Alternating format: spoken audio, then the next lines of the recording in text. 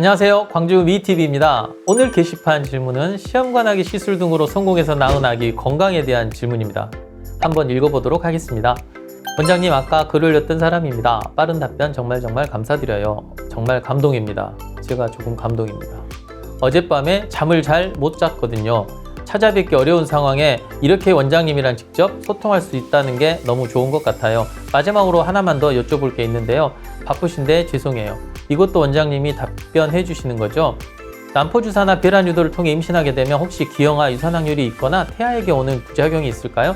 당연히 저도 문제 없고 문제가 없으니 많은 사람이 사용하고 주위에 그런 사람 본 적이 없어서 전혀 아니겠지만 카페 같은 곳에 이런 걱정하는 글을 보고 갑자기 걱정스러운 마음에 질문합니다. 아무래도 원장님 답변이 제일 믿음직스럽고 원장님 답변 보면 마음이 편해질 것 같아서요. 제가 극초기라 별게 다 걱정이네요. 초기에 조심해야 할 게 있나요? 원장님, 그리고 지금 다니는 병원에서 피검사 같은 것도 특별히 해야 하는 건 없는 거죠? 답변 부탁드릴게요. 정말 감사합니다. 일단 이 질문을 읽고 처음 느낀 생각은 의사가 어떤 특정한 상황에 있는 분들에게 얼마나 지대한 영향을 끼치는지에 대한 것이었습니다. 지금 이 영상을 보고 계시는 분들도 느끼셨겠지만 이분은 현재 시험관하기 시술로 성공해서 첫 초음파 검사를 보신 후 이런저런 생각이 많으신 상황이고요. 그러다 보니 인터넷 카페 등을 들여다보고 없던 걱정까지 하게 되신 것 같습니다. 이런 경우 주치의 선생님 한마디가 마치 치료약과 같은 효과를 낼 수 있다고 저는 생각합니다. 늘 소통하는 자세로 유튜브나 저희 병원 게시판에 가급적 빨리 답변을 드리려고 노력하고 있다는 점 이 기회에 말씀드립니다. 질문의 요지는 병원에서 난임치료 목적으로 사용하는 과별한 유도제나 주사 등이 아가에게 문제를 일으키거나 유산을 시킬 수 있냐, 이런 질문인데요. 유산은 전혀 상관이 없다는 것은 상식선에서 생각할 수 있으니까 이 부분은 설명하지 않고 분만 후에 아가에게 문제되는 부분이 없는지에 대해서 간단히 설명해 드리려고 합니다. 다 아시다시피 시험관하기 시술은 과별한 주사를 맞고 난자를 채취해서 정자와 외부에서 결합시킨 후 인큐베이터에서 배양시켜 적절한 시점에 자궁에 이식하는, 어찌 보면 매우 인공적인 시술법입니다. 인공적이라는 말이 주는 어감이 부정적일 수 있다 보니 아가의 건강에 문제가 있을 수 있지 않느냐라는 방향으로 생각이 이어진 것이 아닌가 하는 생각이 듭니다. 결론을 먼저 말씀드리면 조금은 태아의 건강에 문제가 되는 부분이 있을 수도 있습니다. 다만 일반적인 정상 임신에 비해 시험관하기 시술을 받으시는 부부가 상대적으로 나이가 많거나 다른 내과적으로 면역학적인 문제가 있을 가능성이 있고 이로 인해 조산이나 저체중 출생 등의 문제가 발생하는 경우가 조금 더 높기 때문에 시술 자체가 문제를 일으킨다고 보기에는 매우 복잡하고 고려해야 할 다른 요인들이 있다고 보시면 되겠습니다. 지금 나오고 있는 영문 토픽은 이스라엘에서 수행한 것인데요.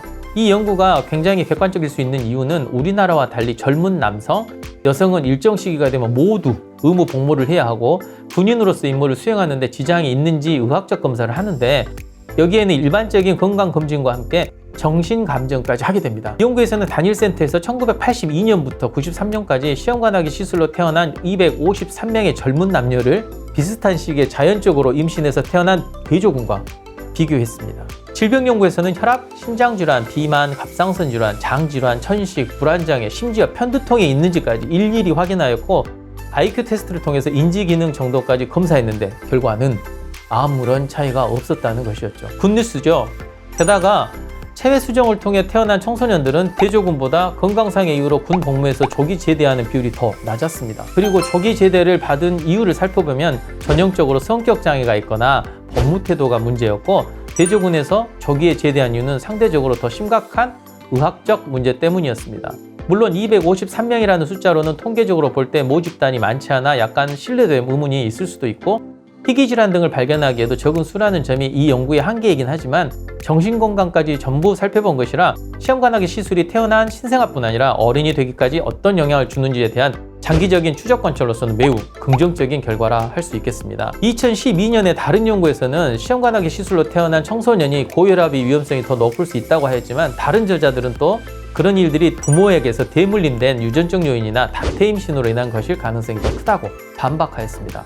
그래서 결론은 우리가 시험관하기 시술을 해야 할 상황이라면 그 자체를 두려워할 필요는 없다는 것이고 1985년에 우리나라에서 시험관하기 시술이 처음 시도된 후 수많은 사람들이 태어나고 잘 살아가고 있기 때문에 이 시술의 안정성은 충분히 현실에서 입증되었다고 보아도 무방하리라 생각합니다. 다만 아까도 말씀드렸듯이 부모의 나이가 많은 상태에서 자연적으로는 태어날 수 없었던 아가들이 태어난 부분에 대해서는 부모가 늘 관심을 가지고 주기적인 건강검진을 해주시는 것이 아무래도 좋지 않을까 생각합니다. 그리고 어떤 분들은 이왕 고생하는 거 쌍둥이가 더 좋지 않느냐라고 생각하시는 경우도 있는데, 사실 아가와 엄마의 건강 모두를 생각한다면 단태 임신으로 한 번에 한 명만 출산하는 것이 가장 아이디얼할 것이다 라고 저는 생각합니다. 그래서 요즘 전 세계적으로 그리고 국내에서도 트렌드가 점차 바뀌어가고 있는데요. 5일 배양에서 모두 냉동하고 배아 하나만 이식하는 게 바로 요즘 트렌드입니다. 가장 확률 높은 배아를 골라서 신선 배아 이식보다는 모체의 합병증이 거의 없는